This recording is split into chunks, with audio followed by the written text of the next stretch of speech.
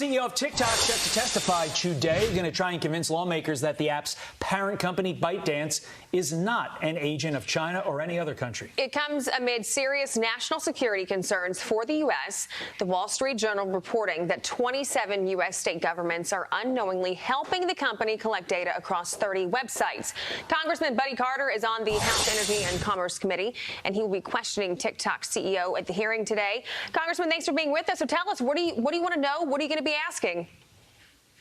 Well, what I'm going to be asking is why is it that TikTok is not moderating the dangerous and illegal programs that are on TikTok? And, you know, you got the milk crate challenge, you've got the blackout challenge. All these have resulted in United States children dying and being killed as a result of this. And I want to know why TikTok is not moderating this kind of content. Why are they not paying attention to it? They're certainly doing it on their version, on the Chinese version of TikTok, but they're not doing it on the U.S. version. Listen, there's no question in my mind that this is psychological warfare.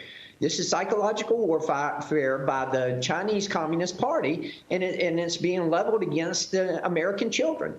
There's also the point about the data.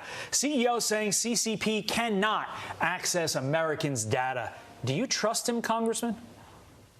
Absolutely not. I don't trust him any further, and I can pick him up and throw him. And I will tell you, they can call it Operation Texas if they want to, or they're supposedly going to partner with Oracle, which is a fine company. But at the same time, until the parent company, ByteDance, discards all of the ownership into this company, in the TikTok, we're not going to be satisfied, because they will still be able to access that information. And some of it is biometric information, by the way. And we should be very concerned about that. But until they discard all the shares of ownership, they are not going to be trusted here in the United States. You know, this one was pretty rich. Even California Democrat Eric Swalwell has concerns about TikTok. Listen. I want to make sure that no data is going back to the Chinese Communist Party, and it's not putting us in a national security risk.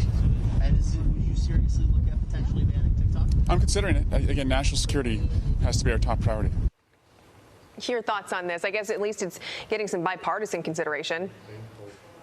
And it should get bipartisan consideration, because let me tell you, the content on TikTok does not discriminate against a Republican or a Democrat. And it's impacting all American children. We should be looking at this from a national security perspective. So I'm glad to hear one of my colleagues across the aisle is concerned, and I hope they're all concerned, because they should be. We need to realize in this country that the Chinese Communist Party is not our friend. They are not our adversary. They are our enemy. We have to realize that.